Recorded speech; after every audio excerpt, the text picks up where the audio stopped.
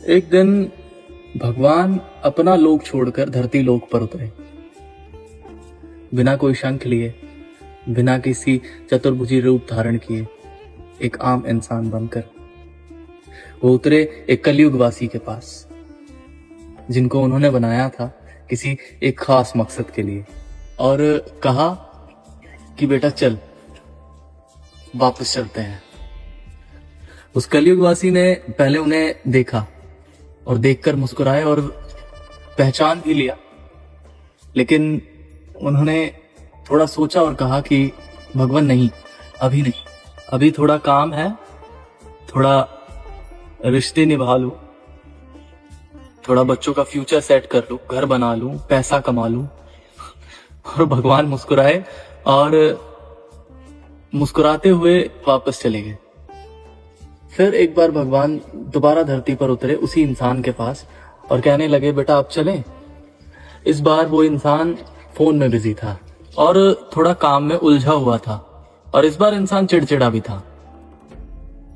भगवान ने फिर सेम चीज पूछी कि बेटा अब चलें, लेकिन कलयुगवासी ने फिर से थोड़ा सोचा और कहा कि भगवान अभी नहीं, वो अभी भी जिंदगी की भाग दौड़ में उलझा हुआ था। भगवान फिर वापस चले गए। फिर एक दिन भगवान आखिरी बार आए। इस बार वो कलयुगवासी हॉस्पिटल के एक बेड पर पड़ा था, एकदम लाचार, बीमार, ना कोई रिश्तेदार था, ना कोई फैमिली थी, एकदम अकेला। उस इंसान ने आंखें खोली और देखा भगवान सामने खड़े थे। भगवान ने इस बार उस इंसान से फिर पूछ लिया कि बेटा आप चलें।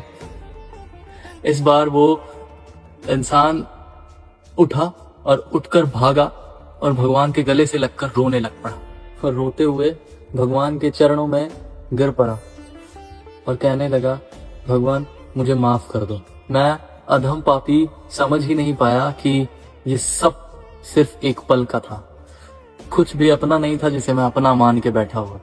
तो भगवान कहते हैं कि मैं तो पहले दिन से ही तेरा भला चाहता हूं, तू ही नहीं देख पाया, तू ही मेरी इस बनाई हुई माया, इस चमक धमक में इतना फंस गया कि तुझे में तू ही नहीं दिख रहा।